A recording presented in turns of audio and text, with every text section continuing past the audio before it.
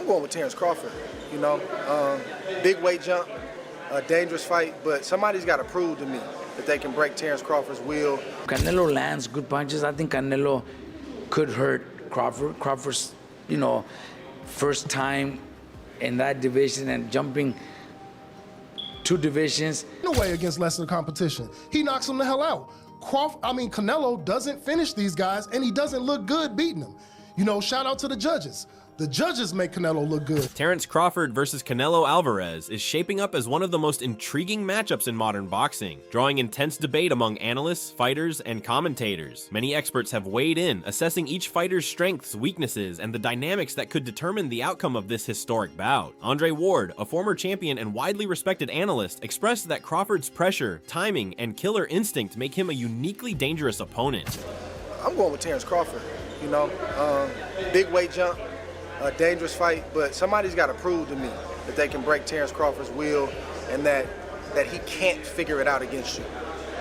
It ain't no disrespect toward Canelo, but I've said this the last couple of years. I'm not betting against Terence Crawford against nobody right now. You got to show me that you can. He noted that this is not just another payday fight, rather it is a clash between 2 champions willing to risk everything they have built. Ward praised both men for stepping into the ring with such high stakes, asserting that matchups of this nature elevate the sport and give fans a true spectacle of boxing excellence. Man, what's up, fight fans? It's official. I'm gonna be the 3rd man ringside calling the Canelo Alvarez Terence Crawford fight September 13th at Allegiant Stadium. I'm excited to be a part of this event. I'm excited to be ringside calling this great card and this great matchup. Historic event for many, many reasons for both fighters. Super middleweight supremacy on the line, legacies on the line, your namesake and reputation is on the line. And I just take my hat off to both of these fighters for putting everything on the line late in their careers the way that they are. This is rare, and it's becoming more and more rare in boxing. Guys don't want this kind of smoke. They really don't want to face another counterpart that can ruin everything that they've built. And it really don't matter how much money's on the table for a lot of guys. They'd rather take a lesser risk for less money than to risk everything like these 2 fighters are doing. So I take my hat off to them. And I also want to give a shout out to Turki Al-Sheikh for all that he's done to put this fight on. Dana White for all that he's done to put this fight on. And one more person that stays out the way and you don't really hear a lot about, but that has done a lot to make this fight happen as well. And that's my brother Nick Khan. He just gets stuff done, man. And I want to thank him and shout him out as well for getting this done. So I'll see y'all in Vegas, man. Part of me wants to be home watching this fight in street clothes, but I got to take the street clothes off. I got work to do. I got to put that suit on, get ringside with John and Max, and call this fight like I know we can. Huge event, huge implications, historic night, and I'm happy to be a part. I hope to see you in Vegas at Allegiant Stadium. If not, man, tune in live on Netflix. Robert Garcia, a prominent boxing trainer, pointed out that Canelo has appeared slower in both hand speed and footwork during his last few fights. Garcia suggested that Canelo's reduced sharpness may provide Crawford with a significant opportunity to impose his style. According to Garcia, Crawford's ability to exploit timing, angles, and adaptability could become decisive advantages if Canelo is unable to return to his peak form. 2 divisions where he only had 1 fight at 154 and didn't look his best either. So there's a lot of questions, about that. And that's why a lot of people think Canelo is going to knock out Crawford. But I'm probably one of the only ones that I do give Crawford a chance. Yeah. I think Crawford could pull it off. Crawford is very talented. He's very fast. He's very smart in the ring. So I think a perfect fight, Crawford could pull off a decision. Mm-hmm. Okay. I think he could win a decision.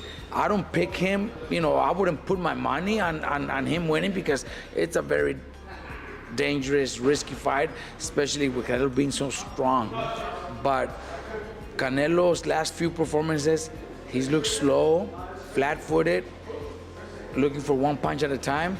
And if that's the Canelo that fights Crawford, Crawford could win a decision. Crawford could outbox him, could outsmart him, could land 3-4 punch combinations and move and win a decision. So do I give Crawford a chance? 100% think Crawford could pull it off.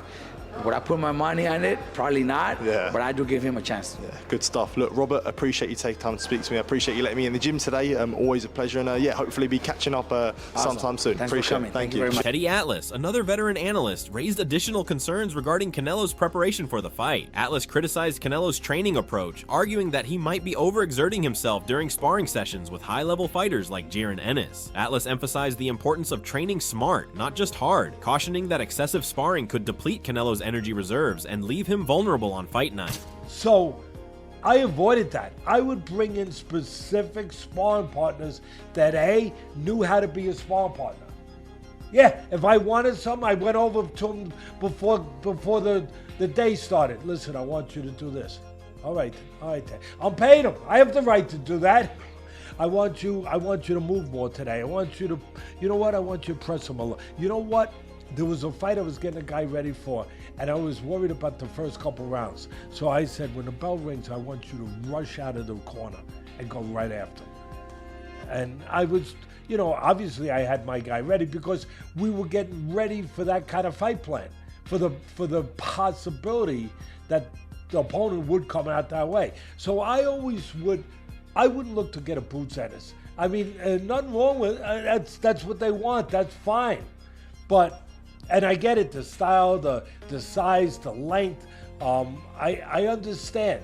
It's not a bad pick from that point of view. But for me, again, I never go down that road because I got my guy getting ready for a fight. I don't want to leave it in the gym. I don't want to get into that kind of war in the gym. No, I want to have control of all aspects of what the hell I'm doing in the gym to get ready for one night. So no, I wouldn't do that. I'd get the right sparring partners.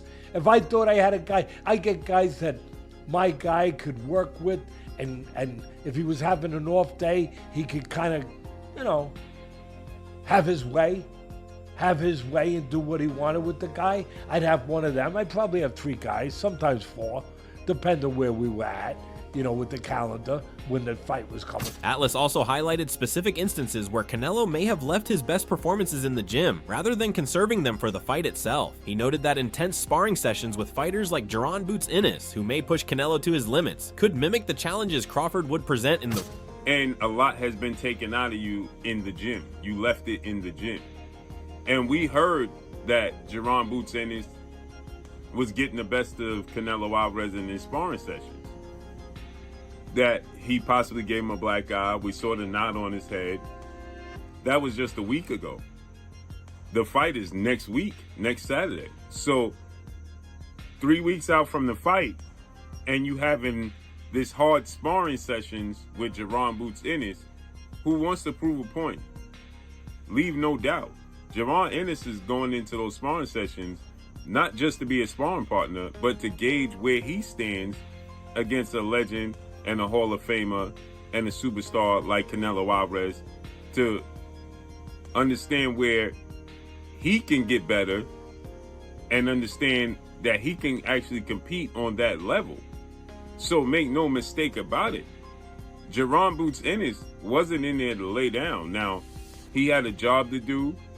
He was there for a specific reason, which is to give Canelo looks that Terence Crawford could possibly give him.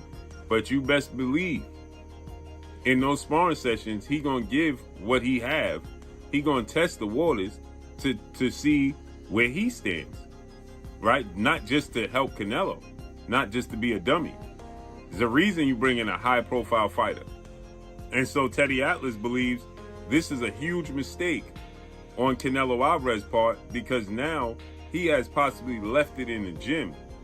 And now he got to go into battle with Terence Crawford. So it's like having 2 fights in a matter of 3 weeks, and your body's going to show the wear and tear.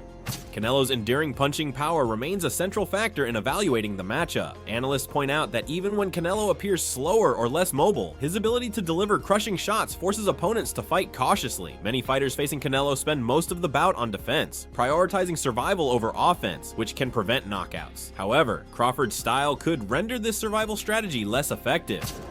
And no, for sure. I mean, we all see that fucking Canelo got power. That's the same reason why, at the same time, Canelo ends up going a distance with a lot of these guys, because these guys are just on survivor mode, you know? They're not trying to fight back. They're not trying to win. They're just surviving, which is hard to knock somebody out that's just surviving, you know? So I feel like Canelo's power is definitely there. I just think it's just a matter of how Crawford reacts when he feels it, you know? Is he gonna be one of those survivors, or is he gonna actually, you know? No, I think Crawford will go out on his shield. I think he's gonna fight and go out like a warrior. At the same time, I feel like he does that, then it gives Canelo a chance to be able to clip him, you know? More of a Well, chance. Turkey said no more Tom and Jerry. I don't expect him to run. I mean, I don't expect him to run, but at the same time, it's boxing, you know? It's boxing, it's hit and don't get hit, swim and not get Is wet, that what you know? Haney did when he fought Jose No, but Ramirez? that's a different type of. Is that you what know? William Skull did when he fought Canelo? Yeah, I feel like it just comes. I feel like when you watch Bivol versus Beterbiev, the second fight, that's great boxing. Critics have also examined Canelo's recent victories, questioning the dominance and quality of his performances. While his record remains intact, some analysts argue that many wins were achieved through size and physical strength rather than sharp technical boxing skills. In contrast, Crawford's style presents a more layered skill set capable of challenging Canelo's conventional approach. Knocks him the hell out. Canelo doesn't finish these guys, and he doesn't look good beating them. You know, shout out to the judges. The judges make Canelo look good for the past 6 fights. And so now we sit here, you know, what is Canelo going to do against Crawford? And while some of you are saying, you know, domination and weight, really the only thing that I hear is his weight, his power, his weight, his power, his weight, his power. And that's all that he has. But when I get to talking about Crawford, we'll dive into that. Well, to Byron's point, the last super quality fight that Canelo had was against Dimitri Bivol, and we all know what happened with that. You know, no, I thought Caleb Plant was a good opponent. I thought Caleb Plant was a good opponent. Well, it was Caleb Plant, then it was Bivol. Yeah, right. Plant, then Bivol. Well, don't forget to point out that Bivol came down, right? No, that was 175. Canelo went up. Canelo went up. So that kind of puts Canelo at a disadvantage, right? He tested. Yeah, I mean, if you want to say that, great. if you want to say that, I mean, you know, I can argue. But I mean, I'm not saying that that's an excuse for him for losing. I'm just saying, hey, you know, if you're gonna test yourself to be great, you gotta wear the consequence. So let me ask. So no, you're right, 100%. But let me ask you a question. I'm just asking because I don't know. Like, so when you watching that fight, did you think it was a weight issue, or did you think it was more of a skill and boxing thing when watching that fight with Bivol and Canelo? I thought he was outclassed. I agree. Yeah, it was outclassed. And it looked like he was being outclassed by basic fundamental boxing. Yeah. That's what I'm saying. So that was my point. That's what I'm trying. I don't think Bivol's weight had anything to do with him, because Bivol's not a knockout artist. And this legendary power that y'all speak of, this ass-taking Zeus god power that he has, it did not. Gabe Rosado offered a different perspective, emphasizing Canelo's experience on the biggest stages as a deciding factor. Rosado noted that Canelo has consistently faced elite opponents under high-pressure circumstances from the outset of his career, building a resume filled with global-level challenges. In comparison, Crawford has not yet participated in a fight of this magnitude, which could influence performance under such intense scrutiny. I favor Canelo,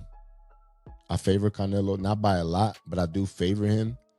I just think that, you know, I think the Skull fight was just a bad style.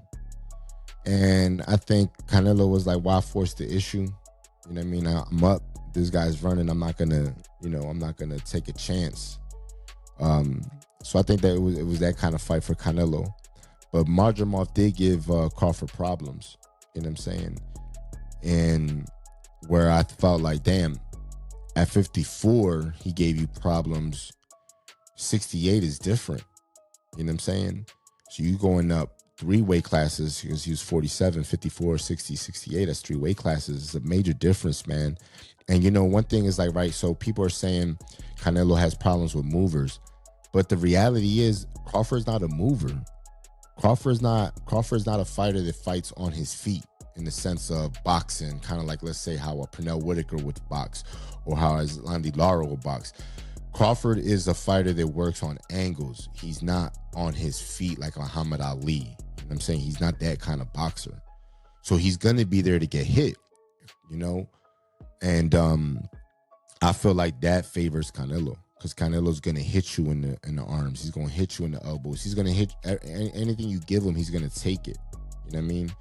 And now is Crawford just going to switch his style and become a mover, moving up 3 weight classes? So now you're going to put all that weight on your legs, and you never boxed like that before. How can you do that? Experts also debated the impact of weight on the fight. Crawford is moving up 3 weight classes, which could present physical challenges despite his skill set. Analysts highlighted that facing a naturally larger opponent may test Crawford's power, speed, and stamina. Showbiz the Adult explained that Canelo tends to underperform in May, often looking rusty due to long layoffs after September fights. Conversely, September has historically showcased his sharpest performances. Analysts believe this pattern could influence Crawford's chances if the fight occurs in September, potentially favoring Canelo if he aligns with his historical peak.